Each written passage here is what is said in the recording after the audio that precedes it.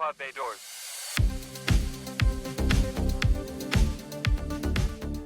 Greetings and welcome to another exciting episode of The Cinematic Traveler. I am your intrepid movie exploring host, Chris, and on this episode, we are once again diving back into the horror genre with the second feature film from the Philippou brothers. I think that's how you say that, who came out with a movie a couple of years ago I really enjoyed called Talk to Me. Well, this is their follow-up to that film entitled Bring Her Back. And if you are a regular, or should I say avid listener or watcher, you know that I love talking about horror movies. So this is going to be a fun episode. I cannot wait to dive in. But before I do, I have to ask a favor of you. You know what I'm going to say. Whatever you're watching or listening to this show on, if you could please hit the follow, subscribe button. I'd appreciate that. It does help me and the show, but it also helps you. You won't miss any of my future episodes.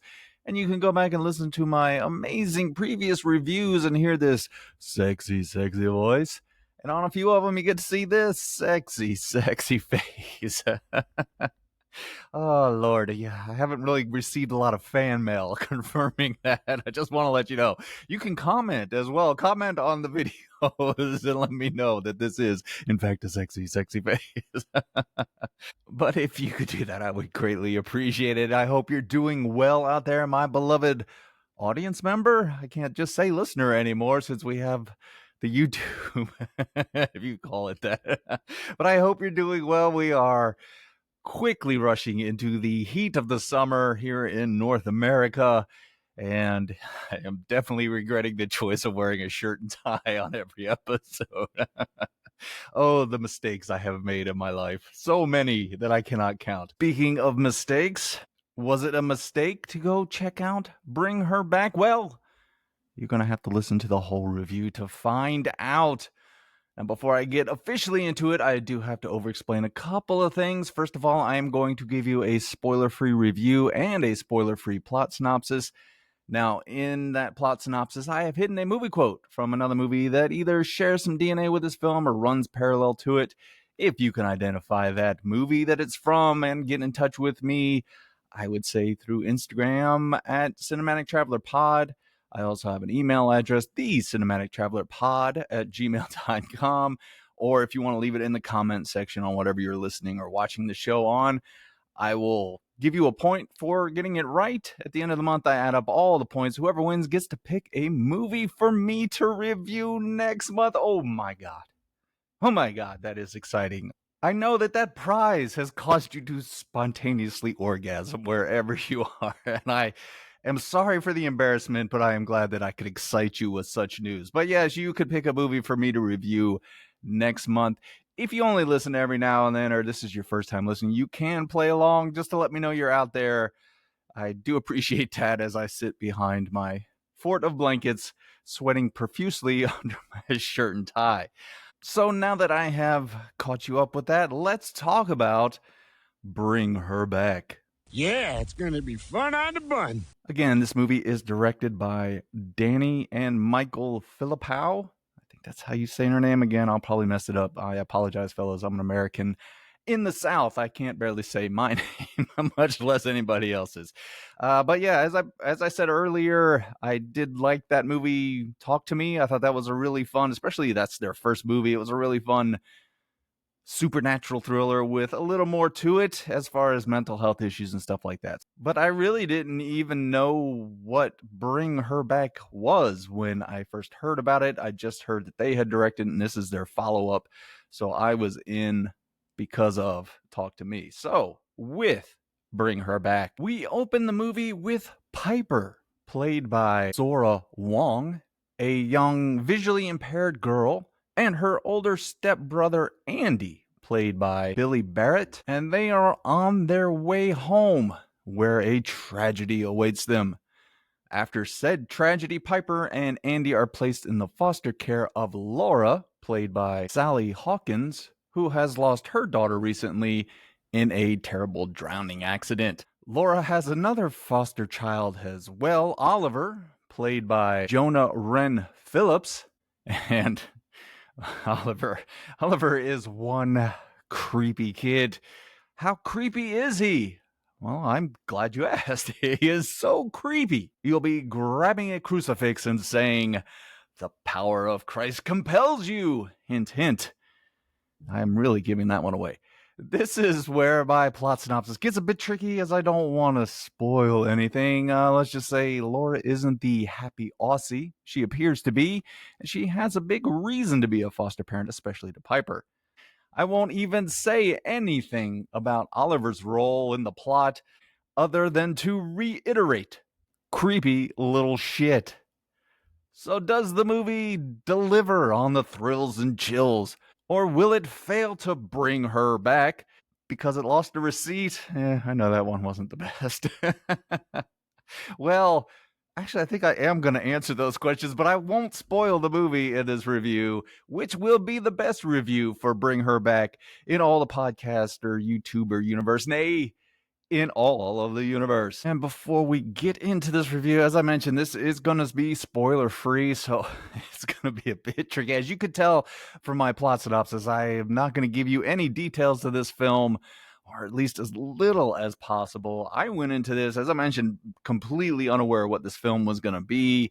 Outside of one little bit of information that I had read, not so much. I don't watch reviews or anything that before I do my reviews. I don't want to be tainted by anybody else's opinion. And there's our opinion. Mine are straight up facts. I don't give movie opinions. I give movie facts. But God, I'm so full of shit. But I did see, I think it was a video on YouTube or something that the thumbnail headline was something about kids and horror movies, and it had a picture of this movie. So I knew that this was going to involve children in the horror of the film. But other than that, I had no idea what was going on. And it really did help me out in this movie. And that's why I don't really want to spoil anything. And I would recommend not watching or reading any other reviews before you see the movie. That way you can go in there fresh. Because I don't even remember seeing a trailer for this movie, to be honest with you. So you definitely want to go in this without any prior knowledge. So why don't we talk about the positives of Bring Her Back? Sounds pleasant. And I think on this one, I'm going to start with the Philippou brothers, or Filippo. I'm not exactly sure. Again, I know. I got to stop over explaining that crap. Who cares? I live in America. What are they going to do? They're in Australia. Shit. Fuck off.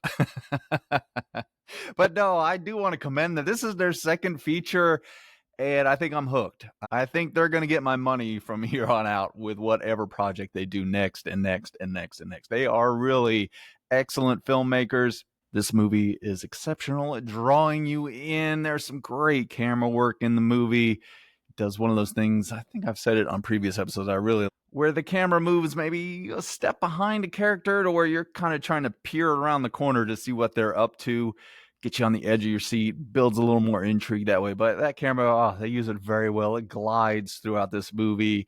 There are some great images framed in there. There's a lot of imagery of circles. Again, I don't want to get into any spoilers, but that is a reoccurring thing throughout the film, and they use different camera tricks and different angles to show that off. I also like the sound design in this film. That's one I rarely bring up. It is kind of cool. They have this sort of ticking sound that goes throughout the movie that you hear from time to time that's kind of cool. And, you know, all the stuff in horror movies where things drop and doors slam and someone slams on a window, shit breaks. Yeah, it really does make you jump in your seat from time to time. It's unsettling, unnerving at points. And we'll get into some of the writing and the character development here in a minute, but I think this movie is really exceptional at drawing you into the film. I mentioned that earlier, but yeah, I was pretty much on the edge of my seat throughout the film. I do think because we have child characters in the movie that are in peril, that, you know, that naturally, I'm a parent, so that naturally gets me on edge to begin with. So you're kind of already got a point where you're rooting for certain characters in the film, but at the same time, there's twists and turns everywhere. There's the mystery of it. They just give you enough to keep it going. And so overall, the Philippou brothers once again have impressed me with their craftsmanship as directors in the horror genre. They've also impressed me again with their cast and how they work with them. Talk to Me had a relatively unknown cast, and we follow that in this film. Piper, played by Sora Wong, is obviously your sympathetic protagonist of the film. She is visually impaired. She can barely see anything. So she has to be helped out throughout her life, and she kind of wants to fit in, but she's also got this side of her that she knows she's not going to. and she doesn't want to be treated like a baby because of her issues with her sight. But again, she also has to have someone there to help her. So you can see the conflict in that. And she's a young girl. I think she's only like 11 or 12 years old, maybe in this movie. So she's got that innocence and she's a bit naive. So she gets to be really trusting, especially with Laura. So she kind of buys into the manipulation that comes her way.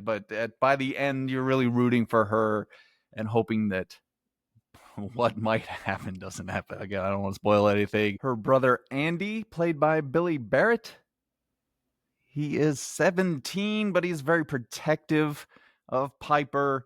He's been taking care of her for a long time. They have a good relationship, a good brother sister relationship. And you could tell that he's really trying to be a positive force in her life and watch out for her and make sure she's okay. There is some stuff in his past. It's amazing to watch a movie where characters get developed and they have things in their past that cause them to act a certain way throughout the movie, bring issues up. Oh, it's a well thought out script. Okay, we'll get there in a minute. But I think Billy Barrett is a very good performance. I was, again, another character I was rooting for in the movie, and he makes this a character that I'm rooting for all the way through to the end, especially as we learn more and more about Laura's plan and where that's going to take everybody. Oh my God. Anyway, speaking of Laura, played by Sally Hawkins, she's a very good horror villain. As I mentioned, she's very manipulative, especially with Piper. And she plays on the fact that Piper cannot see very well and uses that to her advantage. She also can manipulate Andy and get him to reveal things and then turn around and use that against him. And she has a mission that she is on, and she's kind of hell-bent to get there, and she will do anything at any cost, at any extremely gory cross to get there. So yeah, she's definitely a very memorable horror villain. And Jonah Wren Phillips as Oliver, there's not really much to say about his performance other than creepy little shit. so overall, I think all of the major actors in the movie do an excellent job of getting you to either despise or root for their character to bring more to it. As I mentioned, we'll get into some of the writing or the script and stuff. There's a lot here for these characters to delve into. I will say Piper's probably the most innocent character in the movie. Everybody else, especially Andy and Laura, they have their history and they have things in their lives that bring a deeper understanding as to their motivations. And you really start to fear some of the characters. And like I said, you're really rooting for the heroes in this movie. And that is something that tends to make horror movies a little scarier, is if you actually are rooting for the characters. I know there's different types. We just talked about Final Destination Bloodlines, where there's just characters that you just want to see bad things happen to just because you're sick in the head like I am. Whereas in this movie, there are characters that you don't want to see anything bad happen to. And when they're getting pushed in those directions, you really start to get on the edge. There were times, like I said, in the movie theater where I was leaning forward or I was thinking in my head, please, no, God, don't go that way. Don't go that way. But yeah, so I think the characters and their history and everything, that they're well developed so that I do care about them. This movie, it touches on themes of grief, loss of a loved one, traumas, childhood traumas, adult traumas, the foster care system, and, dealing with the government when you have an issue with the foster care system. So there's a lot going on in this movie, more than just your standard straightforward horror movie, which is nice. They did the same thing with Talk to Me. And it's nice to see those types of movies. I do love a fun horror flick that ain't got much to it and some slasher stuff and gore and all that fun stuff. But it's also nice to kind of turn the other way and see something that is well developed, well thought out. Everything has a setup and a payoff towards the end of the movie. So again, the Philippou brothers, you've done a great job. I cannot praise this movie enough. Have you already figured out what my final verdict for the film is going to be? I will tell you, this is a brutal movie. It was funny. I was halfway into the movie and there was just a little bit of blood. And I was thinking, okay, this isn't going to be too gory. I'll give you a gore score at the end. So I was thinking, all right, it's going to be kind of low. And then all this shit hits the fan. And yeah, it is unflinching in its brutality, especially when it is dealing with kids. And they really don't hold back throughout the movie. If something bad's going to happen to a kid, it's going to be something bad happen to a kid. So we'll get to some of that in the negatives here. So yeah, this is, oh, I hate the word unflinching, but yeah, this is a movie that will, even for me as a gore hound, there were times where I had to look away from the screen, especially with whatever age the character was that something was happening to. I would just be like, oh God, oh, that's a struggle for me right there. So be warned. Okay, we're getting into some negative stuff. Let's do one more positive. This movie comes in, I think, in an hour and 40 something minutes. Perfectly timed, perfectly paced movie. It is a slow burn. It starts out with you in that tragedy for Piper and Andy, and then you kind of go into the foster care and them learning about Laura and all this stuff. But I think it's paced well enough that even in the slower moments, it gives you just enough teases about the overall plan that Laura has to keep you invested in the mystery. You're kind of like, okay, wait, what does this mean? How is this going to play into what's going on with these characters? And then you start to piece things together and you go, oh shit. And now you're kind of ahead of the characters by, I would say, halfway into the movie. And that's really where you get on the edge of your seat because you're like, no, no, no, I know what's going to happen. You don't want to go that direction. So, again, a slow burn, but at a good pace, if that makes any kind of sense. It doesn't wait until the end of the movie to reveal everything. It gives you enough breadcrumbs to keep you interested throughout the film. Now, as much praise as I am heaping on this film, it is not without its faults. So let's talk about the negatives of Bring Her Back. Uh-oh, I don't like the sound of that. And I think I will follow up with the whole kids in peril situation. As I mentioned earlier, I am a parent, so I don't really care much for movies where kids are kind of put in peril. I know horror movies have them, kids usually in there. A lot of times it's like a supernatural movie, so you can kind of separate reality from that, or they're not really involved in the goriest parts of the film. However, for this movie, yeah, these kids are right in the middle of the horror. They have horrible things happening to them. There's a horrible plan for them, and there's a lot of gore revolving around it, especially when you get about halfway into the movie. Yeah, things get really bloody. And if you don't like that sort of thing, again, especially with kids, you're not going to like this movie. It's not going to be for you. I think it's a well-made movie and it has a great plot and interesting characters. But yeah, if that makes you squeamish, then you're really not going to like this movie.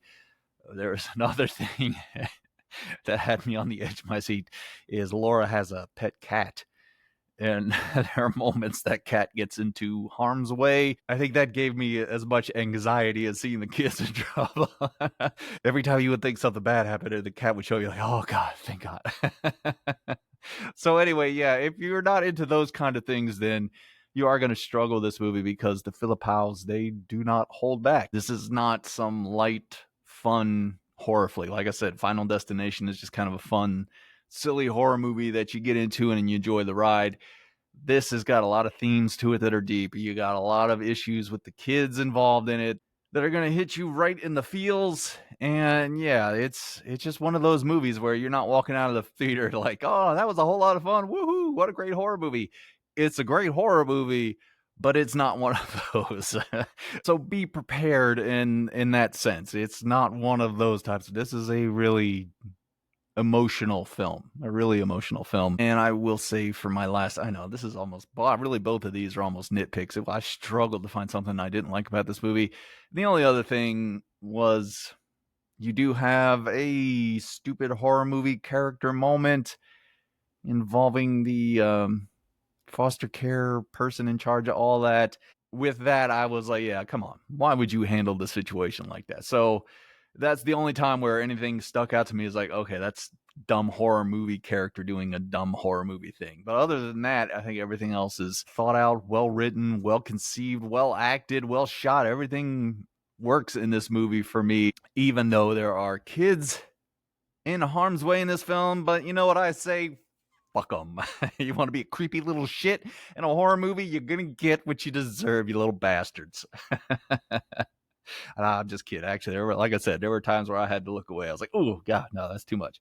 But at any rate, my final verdict for Bring Her Back, and I think this movie is going to divide a lot of people because if you fall into the camp that you don't want to see kids in a gory horror movie having to deal with that kind of stuff and oh my God, if you're easily triggered, yeah, this movie probably isn't going to be real. Like I said, it touches on a lot of subjects and it also does not hold back from showing you the horrors of what's happening because of this plan that Laura has. So I would say go see it. I think it's probably one of the best movies, maybe one of the best horror movies I've seen this year. I'm trying to think if there's one that I did like. Final Destination Bloodlines, but like I said, that's a different movie than this. This is a whole different creature. But this film, the Philip Powells, they do a great job. They pull you right into this world. They keep you on the edge of your seat. You've got characters that you care about. Even the villain, you kind of understand their motivation and you can see what's pushing her to do what she wants to do. You feel bad for some characters where bad things happen to them. Again, I don't want to spoil anything. But yeah, and plus for me, it had gore in it. So I'm always happy with that. So I would recommend going to watch it. I think this is a masterclass in horror filmmaking. Again, the Philip Powells, you've got my money now. Whatever your third film is, I don't even need to see a trailer. You could just say your movie's coming out on such and such date, and I will be there, money in hand. So yeah, again, if you don't like the negatives that I gave this movie, then stay away from it, or maybe watch it on streaming. So if you can't make it through, you can kind of bail out on it. But if you can deal with that stuff, this is really a well made movie, and I am thoroughly impressed. And I can't wait for their next film. But before I wrap it up, I better give you a gore score. I almost forgot I've been talking about it so much. Yeah, like I said, halfway into the movie, I thought, oh, this could be kind of low. And by the end, I was adjusting my score accordingly. And this is the only thing I give a number rating to. 1 is being hardly any gore, and 5 is Terrifier 3 levels of gore. God, I almost want to give this a 5 because with Terrifier 3, it's so cartoonish that you kind of laugh at it, whereas this was not. Everything that's gory and violent in this movie is painful.